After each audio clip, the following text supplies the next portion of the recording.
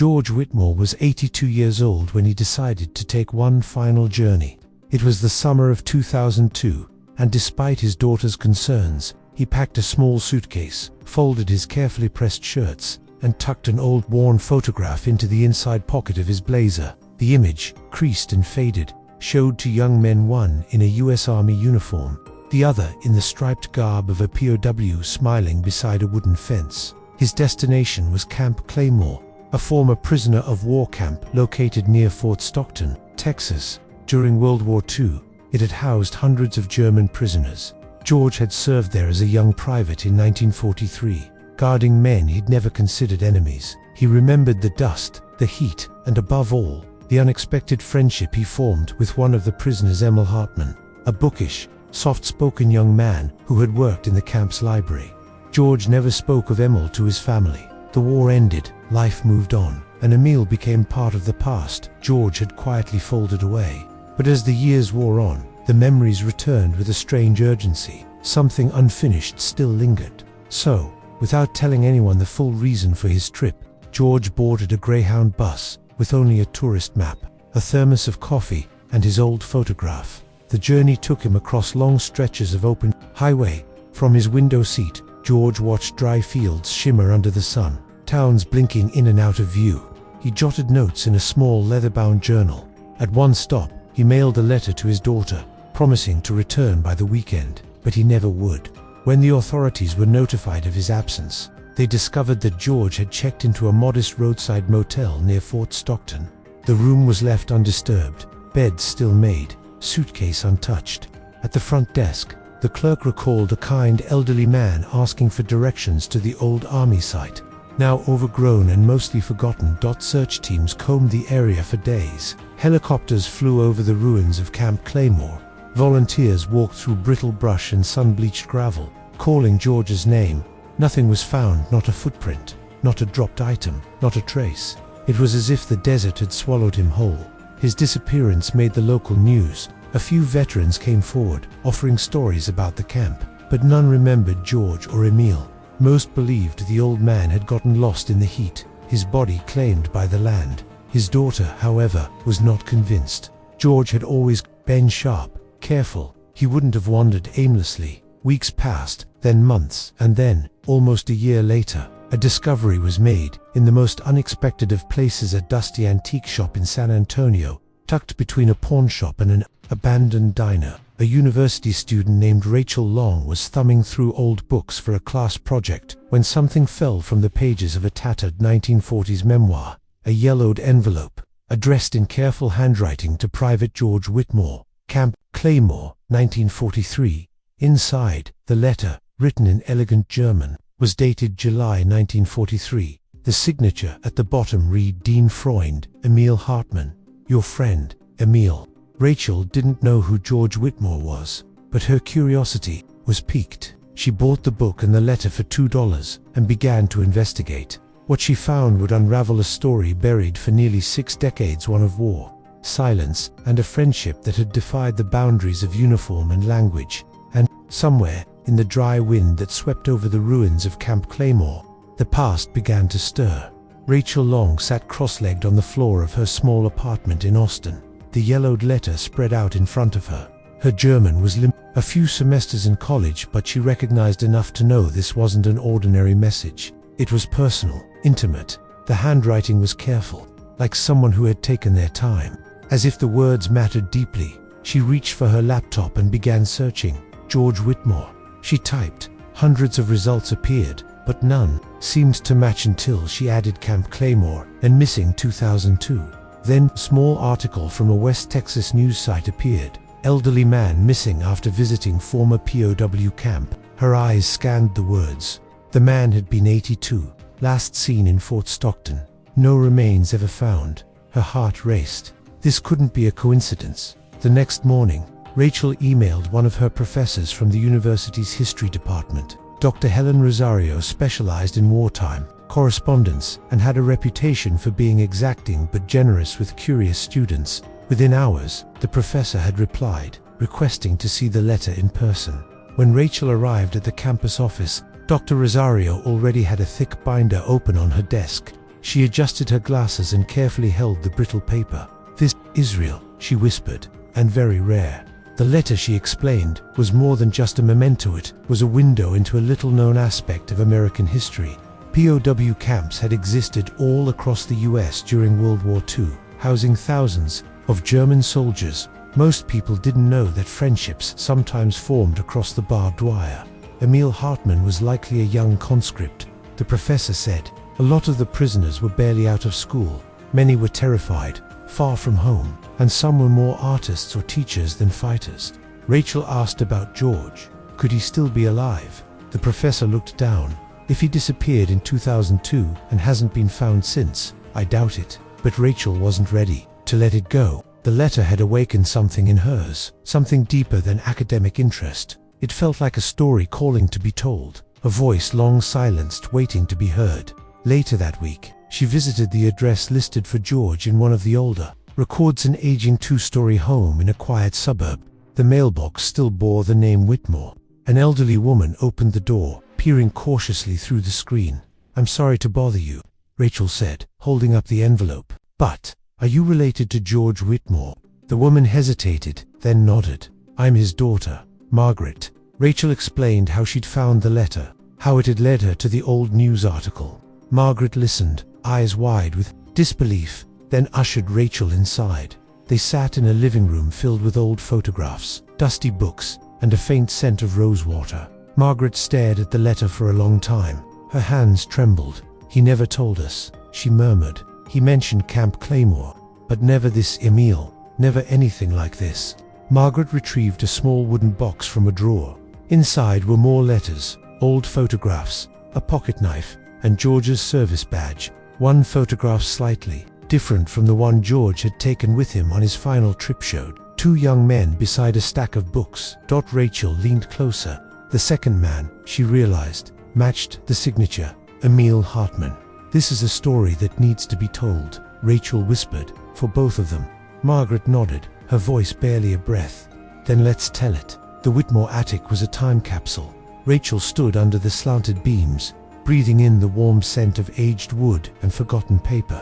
Margaret had insisted that if there were more clues to her father's story, they'd be higher among the boxes that hadn't been touched in decades. It took hours, but finally, Rachel opened a weathered trunk lined with red flannel and filled with yellowing documents, war ration stamps, postcards from New York, and a small leather-bound journal. The cover had no title, but inside faded ink, cramped cursive, and the unmistakable name, George Whitmore. The entries began in 1944. At first, they were simple observations: hot weather in El Paso, long train rides, basic training frustrations.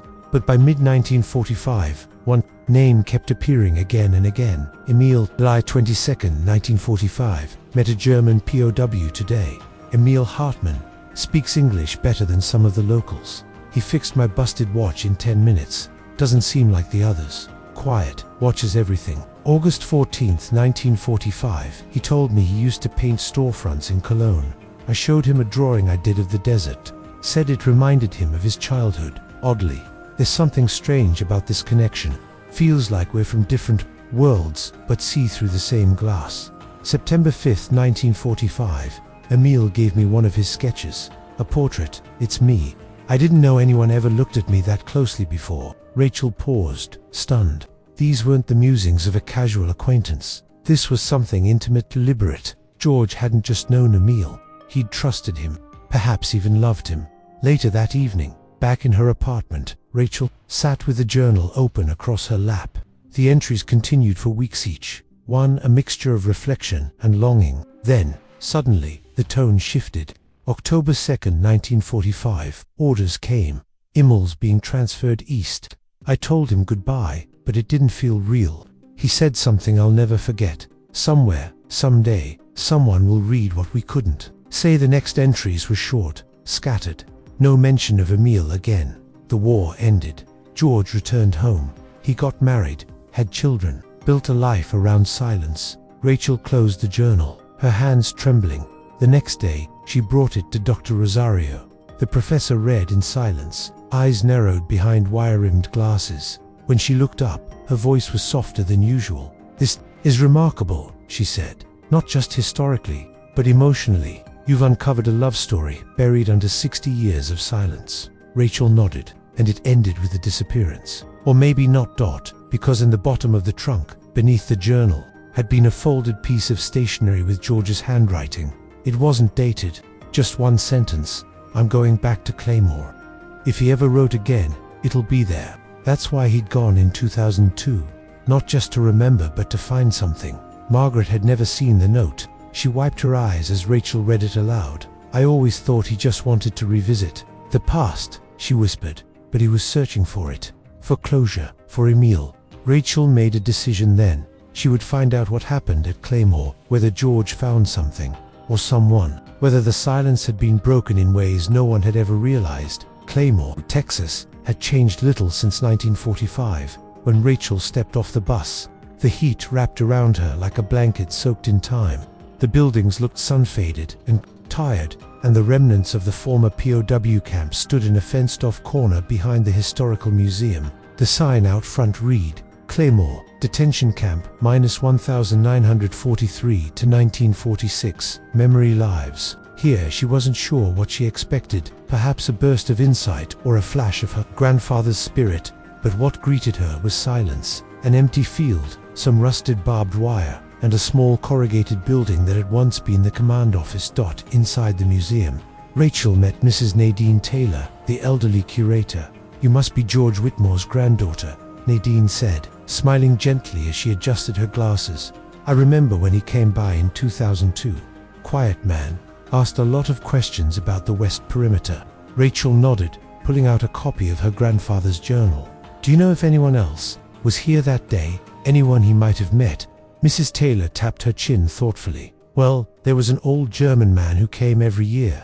Name was Emile. I think he lived in San Antonio. Used to sit near the barracks foundation for hours. Never spoke much, just watched." Rachel's breath caught. "He came in 2002.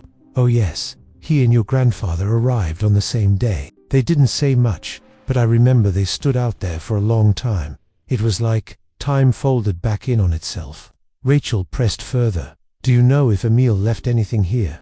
Mrs. Taylor led her to the archives room, a cool, dust-scented space lined with boxes and binders.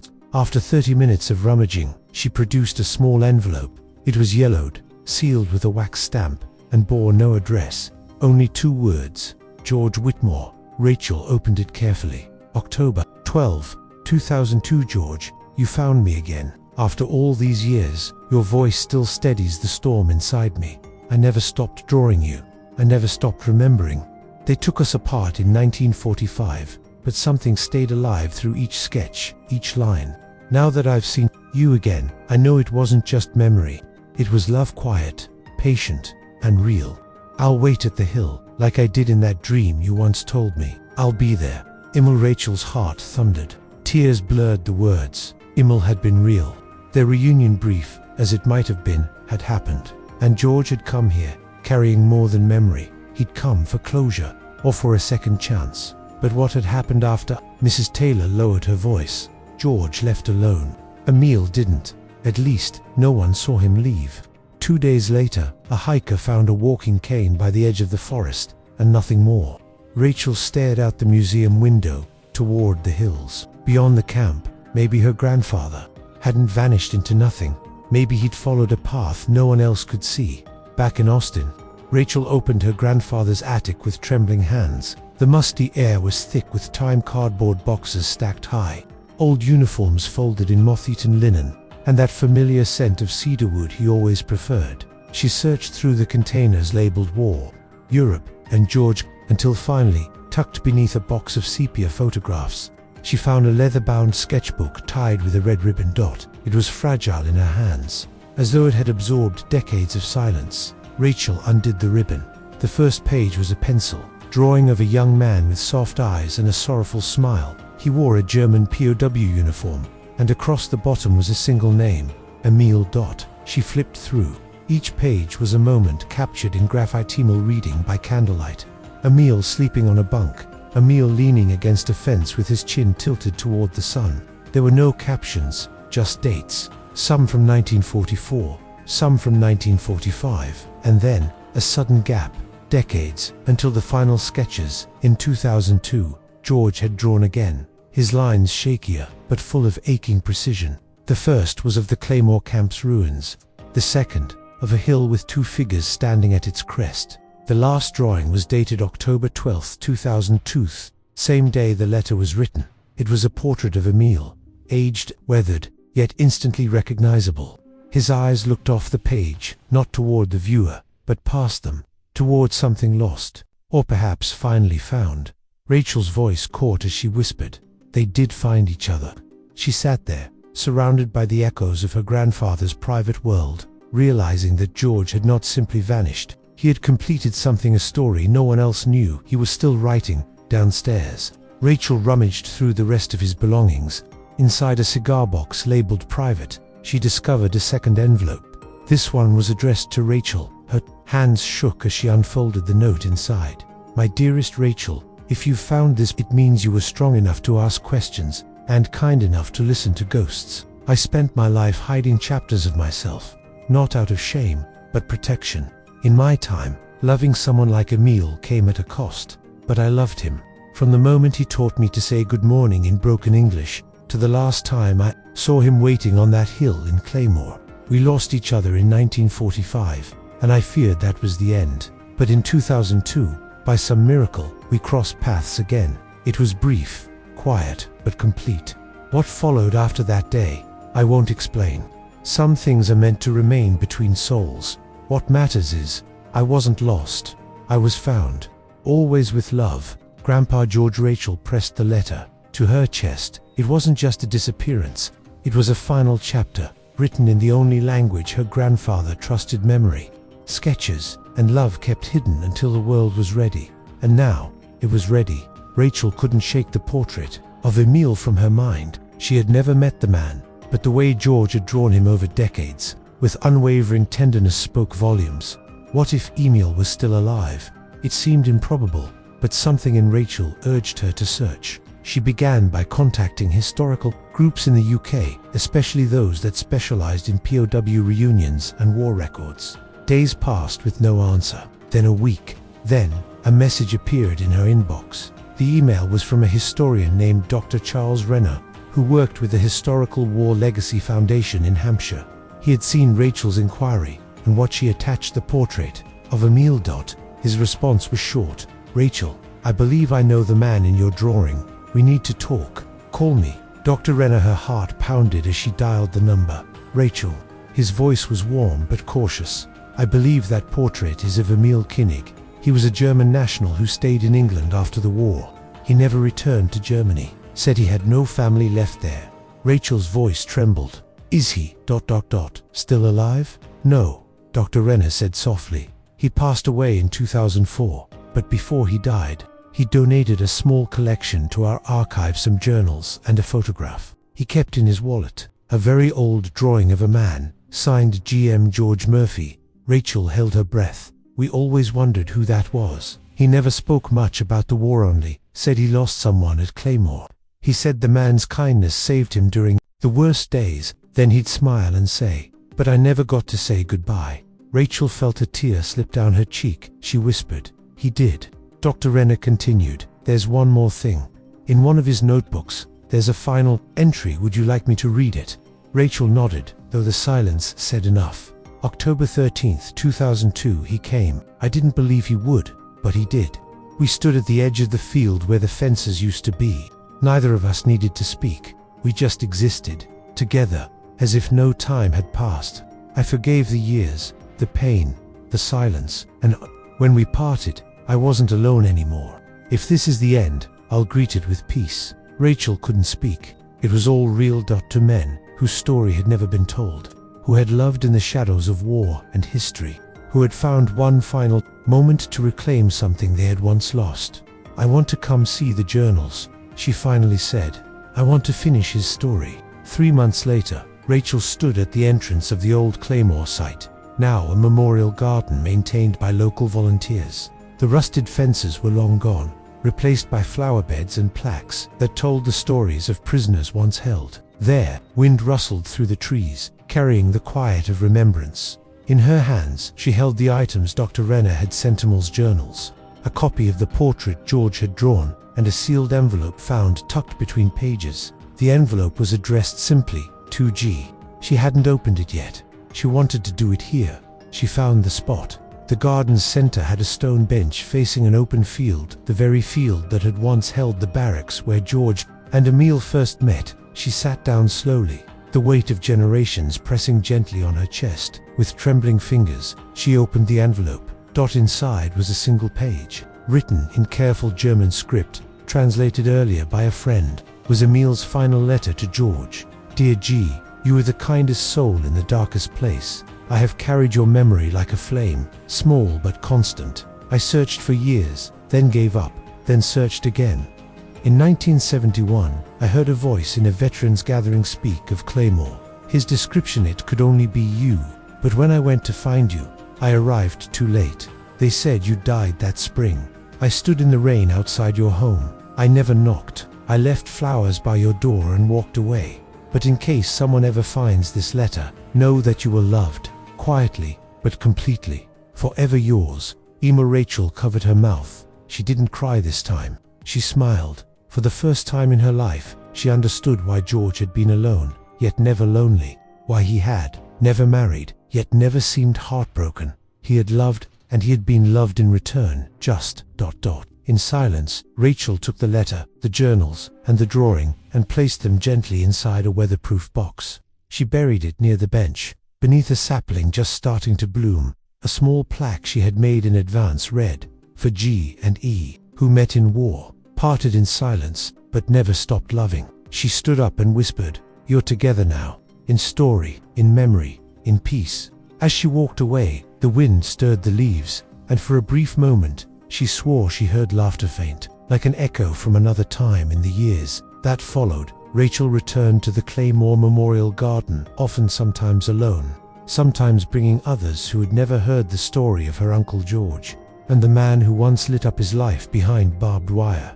The sapling she planted grew into a tall tree, its branches spreading shade over the plaque that simply read G and E. Every year, someone no one knew who left a single white lily beneath it.